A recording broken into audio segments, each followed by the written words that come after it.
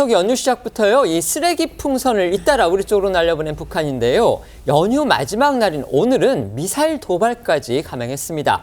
김일성과 김정일의 생일을 최대 명절로 삼는 북한이죠. 하지만 그런 북한도 이 추석이 아주 중요한 민속 명절로 그렇게 알려져 있는데, 그런데 그런 명절 기간에도 아랑곳 않고서 오히려 기다렸다는 듯이 이렇게 복합 도발에 박차를 가하는 모양새입니다. 특히 지난 7월 말에 발생한 수해 피해 이후에 미사일 도발은 자제해왔던 북한이었는데, 이 엿새 간격으로 재차 무력 도발에 나선 거 여간 심상치 않아 보입니다. 네, 북한은 앞서서 이 추석 연휴를 앞둔 지난 12일 이 초대형 방사포를 발사하면서 2달여 만에 단거리 탄도미사일 도발을 재개를 했었습니다. 그리고 엿새 만인 오늘 새벽 북한이 또다시 단거리 탄도미사일을 발사를 한 건데요.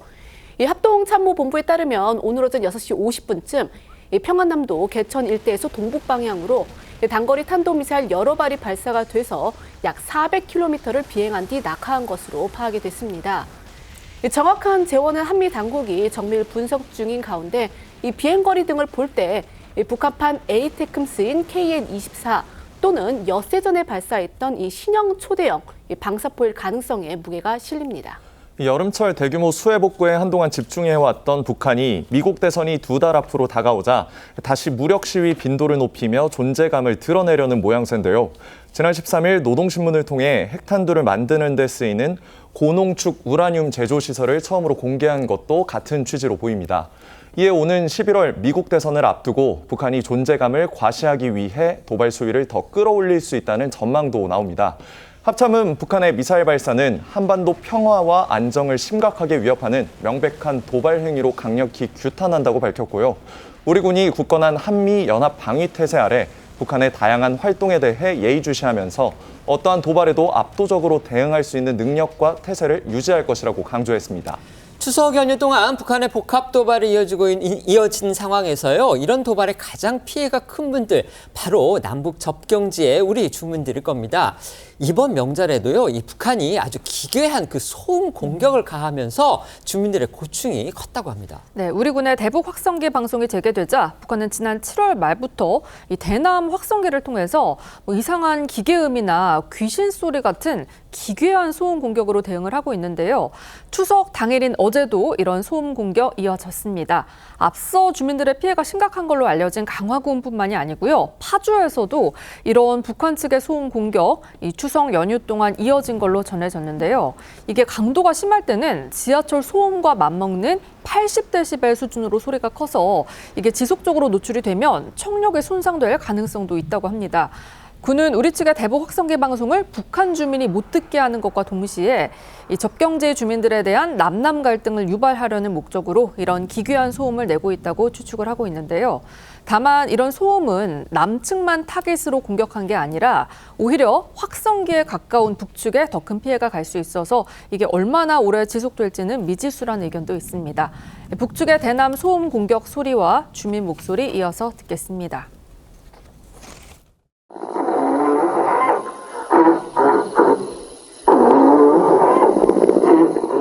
귀신 나오는 소리, 음산한 소리 같기도 해요. 그러니까 손주들 와서도 저희 무슨 소리냐고 자꾸 물어보죠.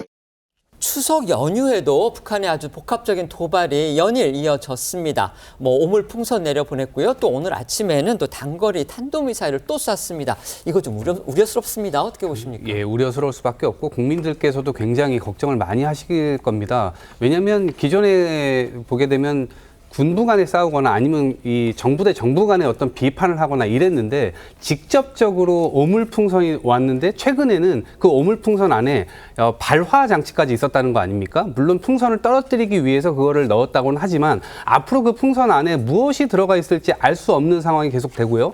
특히나 이 강화도의 지역 주민들은 계속해서 새벽까지 이어지는 이 소리 공격 때문에 정말 잠을 이룰 수 없는 그런 상황까지 왔어요. 그러면 안보를 중시하고 국방을 튼튼하게 하겠다 이러면서 보수 정권이 지금 들어와서 윤석열 정부가 하고 있는데 이런 상황 속에서 계속해서 북한의 어떤 이런저런 도발에 대해서 아무것도 하지 못하는 아주 무기력한 상황, 이것에 대해서 국민들이 결국 북한에 대해서도 공분을 하고 있지만 남한 정부, 우리 윤석열 정부에도 결국 그 공분을 가져갈 수 수밖에 없다라고 생각을 하고요. 결국 윤석열 정부에서는 지금 대화 채널을 다 끊어버린 상황 아니겠습니까? 도대체 어떻게 할지에 대해서 국민 불안을 좀 잠재울 만한 어떤 대안 이런 것들을 좀 내놓기를 바랍니다.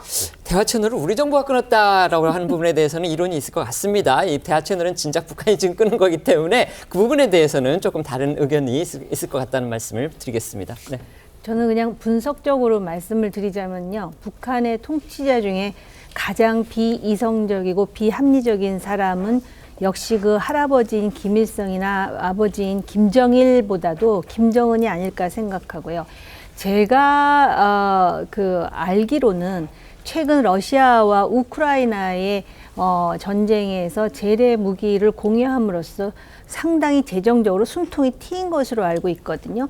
그런데 엘리트들이 이렇게 막 무서워서 전전긍긍하고 또 홍수가 나서 민심이 이반된 상황에서 김정은이 보여주는 이러한 행태는 도저히 이성적이거나 합리적으로 볼 수 없는, 그러니까는 저런 독재 전제 정권일수록 통치자의 성격이라든지 통치 스타일이 굉장히 중요한데 그 위험한 방증이 지금 오물풍선이라든지 이상한 기계음이라든지 또는 탄도미사일 발사 시험이라든지 이런 식으로 나타나고 있다라고 보여지고요. 이거는 단순히 대화를 통해서 김정은을 달랜다고 해서 할 수 있는 문제는 아니기 때문에 우리에게 더 큰 그런 그 딜레마를 안겨주고, 또 얼마 전에는 고농축 우라늄 시설을 또 공개하지 않습니까? 맞습니다. 네. 이런 걸로 봐서는 대화의 문을 우리가 차단한 것이 아니라는 것을 분명히 하면서, 특히 한국 입장에서는 러시아라든지 중국과의 관계를 통해서 북한을 어떻게 관리할 수 있는지에 대한